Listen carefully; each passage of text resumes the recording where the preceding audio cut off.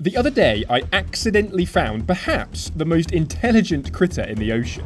Oh my god, it's a freaking mimic octopus. I'm not prepared for this. But I lost him. Oh, where's he gone? I didn't check. These mimic octopus are famous for being able to imitate over 15 different ocean creatures. And given how intelligent they are, I was determined to befriend one. First things first though, I've got to find one. And yeah, it's not looking good, is it? This video showcases a relentless 7-day mission to find and befriend this wild mimic octopus. This was definitely my hardest challenge yet. Oh my word, he's on my arm. Oh, that's such a weird sensation. So these sandy bottoms are absolutely perfect for the mimics to burrow into. And I'm just looking out now on the horizon just for two little eyes sticking up above the sand. But it wasn't long until I found what looked like a little black and white tentacle moving along the ocean floor. What the? I've just found a snake eel out hunting during the day. Look at this thing. So this is a banded snake eel. This is the species that imitates the banded sea crate that you might have seen in one of my previous videos. The mimic octopus we're looking for also imitates the banded sea crate, not only to ward off predators, but also to persuade annoying little fish like breams and damsels not to get too close. These guys are usually sort of crepuscular or nocturnal predators, so it's very weird to see them out in the middle of the day. But although the snake eel was a false alarm, soon enough I found what I was looking for. Oh, I found the mimic! Oh, and he's out. However, this little octopus wasn't very friendly. Oh, he seems to have disappeared back down his little hole. I returned to the same spot for the next 3 days, but I never did see that octopus again. Luckily for me though, there were plenty of other little tentacled critters around to keep me occupied whilst I continued the search. There's these little jellyfish everywhere today. I hope they're not stingers. I haven't been stung so far, so fingers crossed.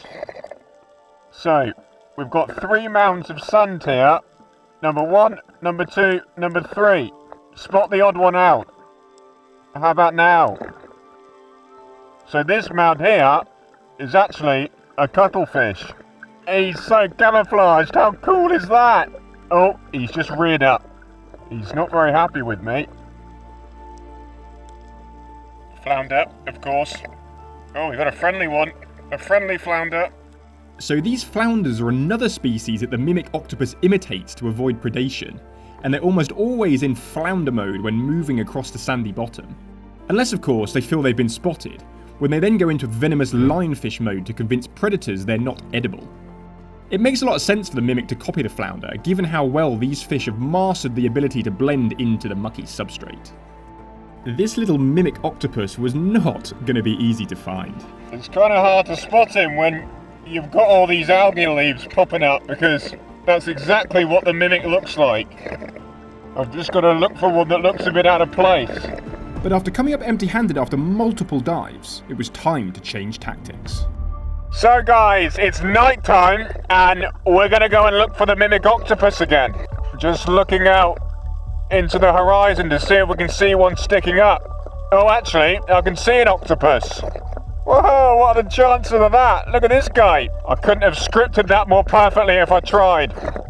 This one's just probing around as well, looking for a snack next to his burrow. These guys are super hard to film because they go from like a dark brown colour to jet white in the space of a second. Oh, he's off. Whoa, he's hunting me down. Well, he's well and truly disappeared down this hole now.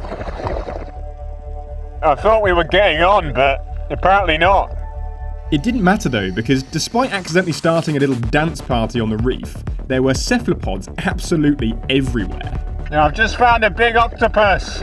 Here he is, look. I've got no idea what species he is. Probably a big long arm, actually. But that's probably the biggest one I've ever seen. There's another little cuttlefish. This one's flashing loads of different colours. He seems a lot more active. He's probably hungry. You can see his little siphon peeping out of the side there.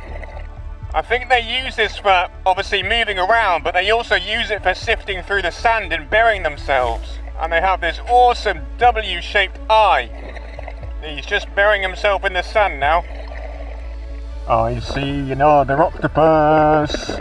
And this Ocky sees me as well. A little baby coconut. Just here. Look at him, look, walking across the sand. He's now gone and hidden in this rock. And now he's fully buried. He's just got his siphon above the sand. But given how many octopus were out, something wasn't quite adding up. Is the mimic octopus nocturnal? And no. The mimic octopus is not nocturnal. Day diving it is. I've officially been underwater now for 124 minutes. I think that might be a record, but, we got to get the content, so what can you do? Knackered. I was about to give up for the day, but then I found it. Guys, I've just found the mimic. But there's other divers here and I don't want to give it away. If I was going to successfully befriend this octopus, I needed to keep it a secret. Unfortunately, the burrows of the mimic octopus are very delicate, and too many cameras would probably disturb it and make it move elsewhere. He's just there. We've got to be really quiet. And after a very long 5 days of searching, I finally got my first shots. Guys, this is the mimic octopus we've been looking for. Look at it. You can see his little eye tufts on the top of his eyes. That's how we know that it's a mimic. Well, and it should have a white margin on his tentacles as well. It seems like he's actually able to retract those little tufts on top of his eyeballs. These little tufts likely help with both camouflage and communication, although, like a lot of stuff in the ocean, this isn't really fully understood. Now, the mimic octopus is known for being quite friendly and is often more curious and fearful, but this one still wasn't quite sure what to make of me. Oh, and down he goes into his hole. Oh, well, that was a fantastic first encounter. And guys, I think we got away with it and no one else saw him, so it's going to be my little secret. And I'll pop down again tomorrow and get some more footage. Let's do it. Typically though, after spending the whole of the next day checking all of the nearby crevices, the mimic was nowhere to be found. Although I did find some pretty good evidence that he was probably still in the area. This is always a good sign, guys. So this is a crab graveyard. And this is often octopus. So it's possible there's an octopus around here somewhere that's staying hidden for now. I was about to do a little explanation on crustaceans molting, because I found this nice looking crab, but turns out this is actually just a dead crab. So yeah. These little crabs are the mimic octopus's favourite foods, and the ocean floor in this area was absolutely covered in them. The sandy bottom is, whoa, full of these little hermit crabs, and this one's got all sorts stuck to him. Some anemones, some weird algae type stuff. He's very camouflaged. I just put my finger in the sand and something wriggled. I've got to stop doing that. It's a bad habit I've developed. And the reason it's a bad habit, guys, is because some things that live on or under the sand in this area do much more than just wriggle. Jeez, that is camouflage. Look, you barely even see it. And this is the deadliest fish in the world. These deadly estuarine stonefish are armed with 13 venomous dorsal spines that can inject a potent neurotoxin, which wouldn't be so bad if they weren't also insanely good at camouflage. So it's the next day, and I've just come back to this block and he's still here. Check that out, that is some crazy camouflage. And they're not the only venomous creature that likes to sit on the sand. Oh, this is a really cool creature. And I first discovered this species not that long ago. There's two of them. These are called gurnard lionfish, I believe, and you'll see why in a second. Watch this.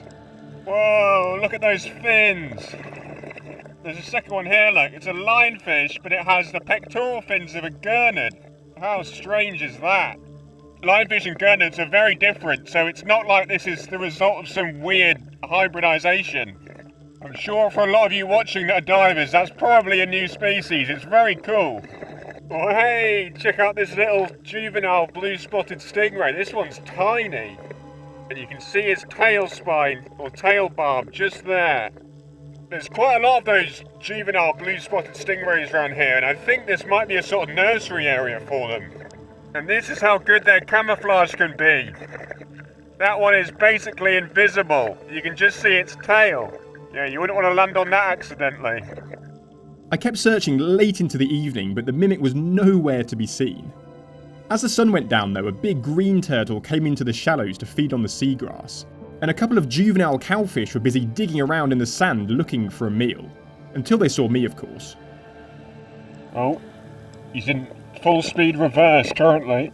Now, I had just one more day to befriend this octopus, but luckily, I had a little trick up my sleeve. Probably day 7 now of trying to befriend this mimic octopus. But today I've got a little trick up my sleeve, or in my pocket, because I bought him some food, and hopefully we can tempt him to come out of his little burrow. These guys actually prefer to eat crabs, so I'm not sure these little fish are going to be his favourite thing, but fingers crossed. Oh my word. I've just found it. I don't know whether you can see, guys, but he's currently standing really tall out of the sand. He looks like he might be about to go for a swim. After quickly setting up my camera, I reached into my pocket for a couple of the little fish and placed them next to the mimic's burrow, hoping he'd accept my gift. Oh, he's coming out. Out comes his tentacle. Unfortunately for him though, the fish were also spotted by a shoal of hungry little breams that it turns out the mimic finds pretty annoying. Whoa, look, he's punching the bream. Oh my word, that's so cool. However, what happened next is possibly a behaviour that's never been documented before. Oh, he's going for it. Oh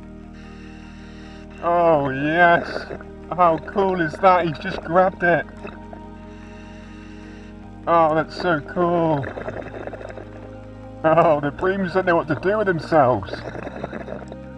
Oh, you can actually see the fish underneath his body or in his crop or something. I'm not sure what that is. Whoa, that's crazy. He's probably just covering it up and saving it for later. But it turns out he wasn't saving it for later. Oh, he's coming out. Oh, he's coming out. Oh, yes. Guys, this is the mimic octopus. Look at that. Oh, he just chucked his fish out and now he's gone back into his hole. That is some crazy behaviour. It makes me wonder whether he did that because he didn't want these little breams eating it near his hole. So he took it and held it and then spat it out somewhere else. That is super clever. Guys, these octopus are outrageously smart. Now, it's quite possible that using food to influence other species is a behaviour that's never been documented before. Although I'm pretty sure these octopus have many more skills yet to be discovered. Enough of the science though, there was just one thing left to do. Oh my word, he's on my arm. Oh, that's such a weird sensation. And on that note, I'll see you next time.